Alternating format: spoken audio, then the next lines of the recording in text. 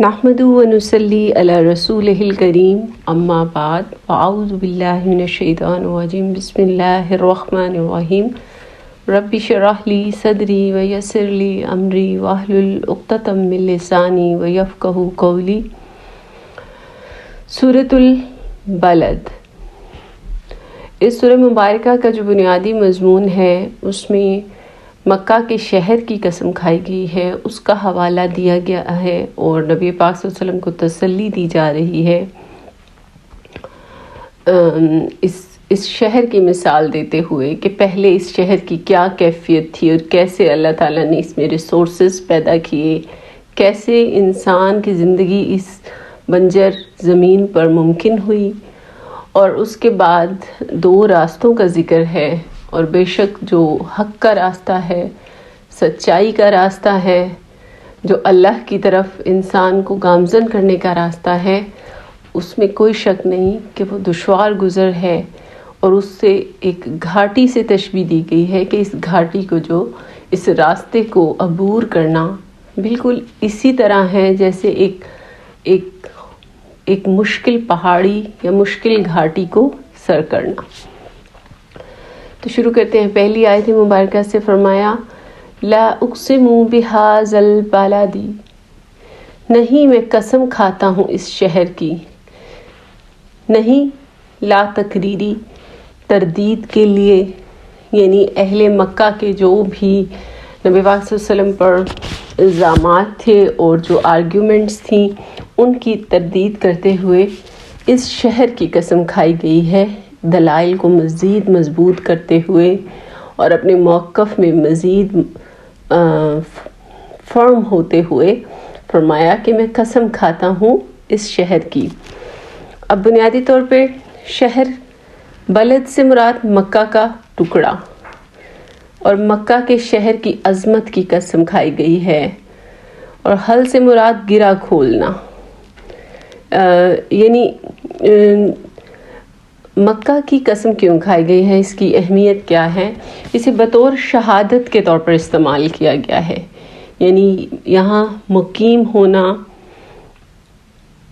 کس قدر تمہارے لیے ویلیویبل ہے، کیونکہ یہی وہ مقام ہے جہاں پر آپ کے آباء و اجداد جیسے کہ حضرت ابراہیم علیہ السلام، حضرت اسماعیل علیہ السلام جو ہے انہوں نے اس مکہ کے شہر کی بنیاد رکھی، یہاں پر جو زندگی ہے اس کا آغاز انہی سے ہوا، اور اسی شہر میں آپ کو تکلیف دی جا رہی ہے، اسی شہر میں خون بہایا جا رہا ہے۔ تو اس شہر کا حوالہ دیتے ہوئے فرمایا کہ میں قسم کھاتا ہوں اس شہر کی، اور حال یہ ہے کہ اے نبی اس شہر میں تم کو حلال کر لیا گیا ہے، یعنی یہ جو شہر ہے یہ آپ کا شہر ہے، آپ کے آباء و اجداد کا شہر ہے، اور یہ صورتحال پیدا ہو چکی ہے کہ اسی شہر میں آپ کو اذیت اور تکلیف کا نشانہ بنایا جا رہا ہے، اسی شہر سے آپ کو نکلنے کا حکم دیا جا رہا ہے۔ مفسرین نے اس کو کچھ اس طرح سے بھی بیان کیا ہے کہ اس شہر میں تم کو حلال کر لیا گیا ہے، یعنی یہاں یہ جو شہر ہے یہاں پر آپ کا رہنا حلال ہے، آپ ان سے جنگ کرنا، اپنے حق کو حاصل کرنا آپ کے لیے حلال ہے۔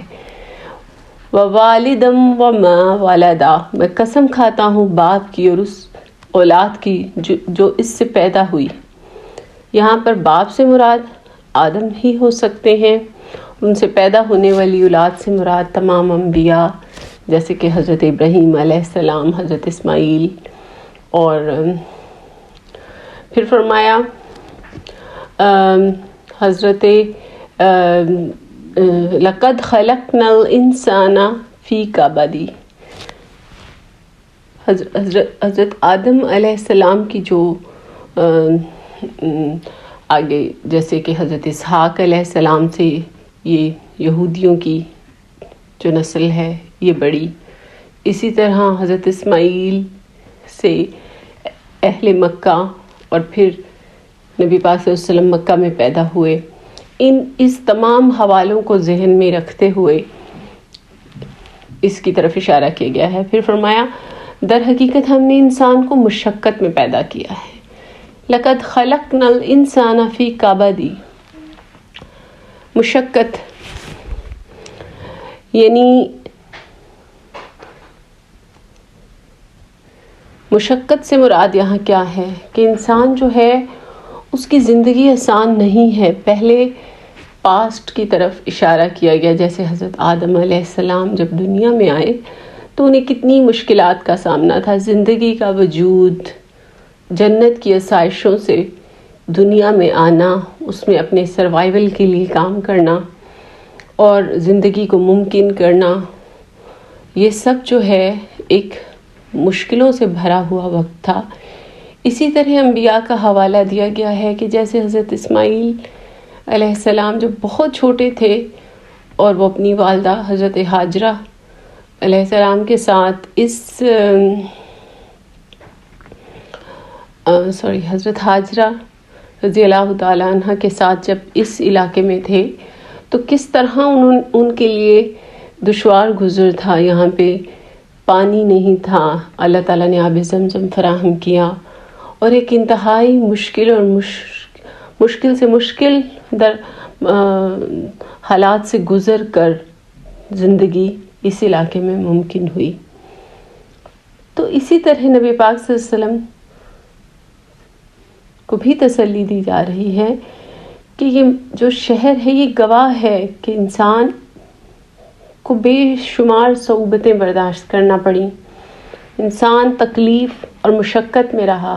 در حقیقت انسان جو ہے اپنے ماں کے پیٹ میں ہی مشقت کا سامنا شروع کر دیتا ہے. کتنی مشکل سے وہ تگ و دو کرتا ہے، جرت کرتا ہے ایک چھوٹے سے نطفے سے گرو کرنے کی.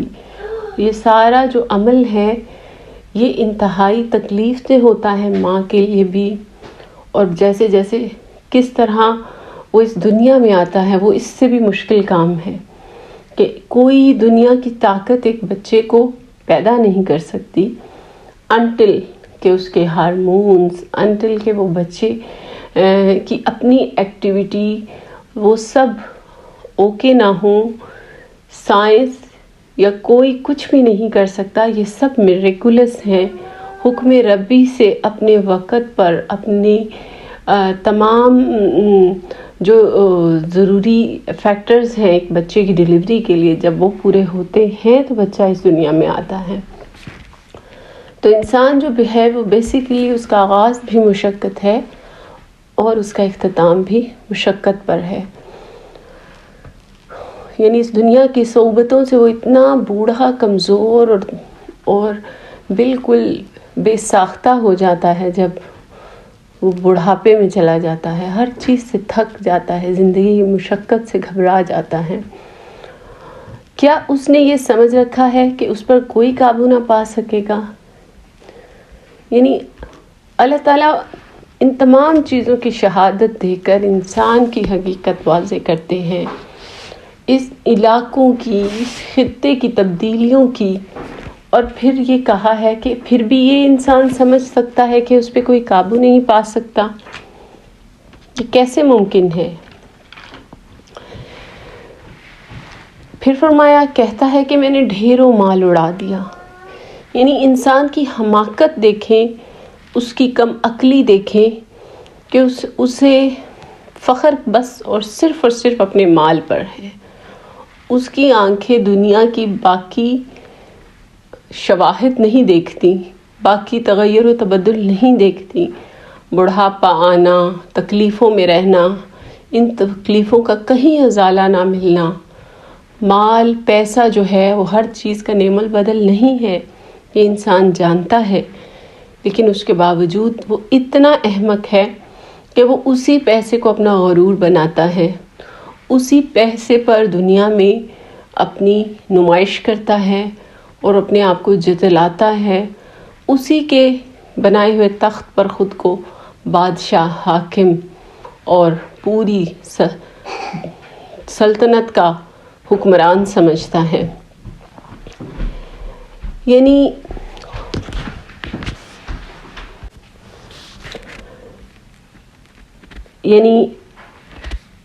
انسان کا جو غرور ہے وہ باقی چیزوں کو ہٹ کر صرف اور صرف اپنے مال پر ہے. کیا وہ سمجھتا ہے کہ کسی نے اس کو دیکھا نہیں؟ یعنی وہ جو کچھ کر رہا ہے یا اس کے جو بھی اغراض و مقاصد ہیں، چاہے وہ ہڈن ہیں یا ظاہر ہیں یا چھپے ہوئے ہیں، اس کی فضول خرچی، شہرت کی طلبی، یہ سب جو ہے وہ خود اپنے آپ کو دھوکہ دے رہا ہے. الم نجعل لہ عینین، کیا ہم نے اسے 2 آنکھیں دی؟ اب دیکھیں دوسری شہادتیں ہیں. ہم نے ایک زبان اور 2 ہونٹ نہیں دیے، اور دونوں. اب یہاں پر ایک حصہ جو ہے سورت کا مکمل ہوتا ہے کہ اللہ نے انسان کو خوبصورت چہرہ نوازا، خوبصورت 2 آنکھیں دی، 2 ہونٹ دیے. اگر 2 ہونٹ نہ ہوتے تو انسان کس طرح بول سکتا، کس طرح ادا کر سکتا؟ اور اس کے برعکس آپ جانوروں کو دیکھیں، مختلف جانوروں کے چہروں کو اگر آپ غور کریں تو آپ دیکھیں گے مختلف چہرے کتنے بھیانک ہیں.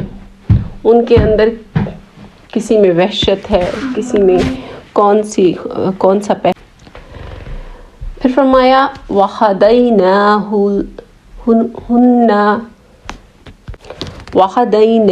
النَّجْدَيْنِ، یعنی ہم اور دونوں نمایاں رستے اسے نہیں دکھا دیے. یعنی اس کے بعد پھر اللہ کا سب سے بڑا جو احسان ہے وہ یہ ہے کہ اللہ تعالیٰ نے انسان کو 2 رستے دکھائے، نیکی کا رستہ، برائی کا، بھلائی کا، بدی کا. جیسے سورہ دہر میں فرمایا ہم نے انسان کو ایک مخلوط نطفے سے پیدا کیا تاکہ وہ اس کا امتحان لیں، اور اس غرض کے لیے ہم نے اسے سننے اور دیکھنے والا بنایا. ہم نے اسے رستہ دکھایا، خواہ شکر کرنے والا بنے یا کفر کرنے والا. یعنی پوری زندگی کی فلسفی جو ہے اس آیت مبارکہ میں پوشیدہ ہے کہ انسان کو پیدا کیا، پھر اس کو سوچنے، اللہ تعالیٰ بار بار قرآن میں سوچنے اور سمجھنے کی صلاحیت کا ذکر کرتے ہیں کہ ہم نے تمہیں سوچنے اور سمجھنے کی صلاحیت دی. یعنی اندھا دھند کسی بھی چیز پر یقین، بلیو جو ہے وہ انسان کو سوٹ نہیں کرتا. اللہ تعالیٰ نے اس کی سرشت میں نہیں ڈالا. اللہ نے انسان کو نائب بنایا، اللہ نے اور جو نائب کے اندر نائب والی خصوصیات بھری، اور پھر فرمایا ہم نے تمہیں دیکھنے اور سننے والا بنایا، پوری آزادی دی. یہ بہت گہری بات ہے. ہم دینی عقائد میں موجودہ دور میں یہ جو ایلیمنٹ ہے اس کو مائنس کر چکے ہیں. ہم دیکھتے اور سنتے نہیں ہیں، ہم بس تقلید کرتے ہیں. ہم کسی دینی محفل میں بھی بیٹھ جائیں نا تو بس ہمیں ذہن سے آتے ہیں کہ میں نے بس پیروی کرنی، میں پیروی کرنے آیا ہوں، جبکہ اللہ نے تو ہمیں یہ حکم ہی نہیں دیا. اس نے کہا کہ یہ کتاب ہے، یہ سنت ہے، اسے دیکھو اور سمجھو. بار بار سمجھنے کا حکم ہے. اور آپ کو یہ بڑی حیرت کی بات ہے، اس کے برعکس جو مغربی اقوام ہیں وہ اس بات پر بہت ورک کری ہیں. وہ دیکھتی ہیں، سنتی ہیں، ریسرچ کرتی ہیں، جانتی ہیں. جب بھی انسان کسی علم کو حاصل کرتا ہے تو اس علم کا جو آخری یا اختتام ہوتا ہے نا، یا اس کا جو عروج ہے، وہ انسان کو اپنے رب کی طرف جھکا دیتا ہے. یہ جو دیکھنے اور سمجھنے کے پیچھے فلسفی ہے، اس کا حکم جو ہے، علم کبھی بھی انسان کو سرکش نہیں بناتا، یا علم کبھی بھی انسان کو ڈائیورٹ نہیں کر دیتا. اصل علم جسے دیکھنے اور سننے کا قرآن حکم دیتا ہے، وہ انسان کو عروج پہ لے جا کر اپنے رب کے آگے جھکا دیتا ہے کہ ہر عروج کے اوپر میرا رب ہے. یہ ہے وہ دیکھنا اور سننا جو کہ ہمارے معاشرے میں مسنگ ہے. پھر فرمایا مگر اس نے دشوار گزار گھاٹی سے گزرنے کی ہمت نہ کی. اب دوسرا حصے میں جیسے پہلے فلق تحم العقبہ تا، عقبہ جو یہاں ورڈ ہے گھاٹی، عقبہ یعنی گھاٹی. گھاٹی سے مراد ایسی اونچائی کا راستہ جو دشوار گزر ہو اور بلندی پر جانے کے لیے جیسے پہاڑوں سے گزرا جاتا ہے، یعنی مشقت طلب ہو. اسی طرح اپنے رب کے آگے جھکنے کا جو راستہ ہے، اس میں سب سے پہلے نفس کی تردید، اس پر قابو پانا ہی سب سے بڑی مشکل ہے انسان کے لیے. اور اس طرح مشابہت دی گئی ہے، اور تم کیا جانو کیا کہ وہ دشوار گزار گھاٹی، یعنی وہ گھاٹی کیا ہے؟ کسی گردن کو غلامی سے چھڑانا. اب پھر اللہ تعالیٰ اس کی وضاحت بھی کرے. پہلے تو سب سے پہلے یہ ہر چیز جو ہے، ہر عمل جو ہے وہ نفس کے گرد گھومتا ہے. اگر آپ کا نفس آزاد ہے، نفس ہی آپ کے کنٹرول میں، آپ کے تابع نہیں ہے، تو آپ کوئی بھی نیک عمل نہیں کر سکتے. نفس کو تابع کرنا، اپنے رب کے مطابق کرنا، اور پھر مزید اس کی وضاحتیں کہ جو نمبر 1 کہ یہ گردن کو غلامی سے چھڑانا، یعنی غلاموں کو آزاد کروانا.